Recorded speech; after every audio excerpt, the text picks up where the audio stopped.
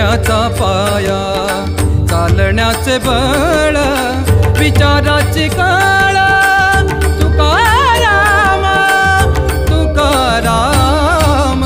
जगण्याचा पाया, चालण्याचे बळ, जगण्याचा पाया.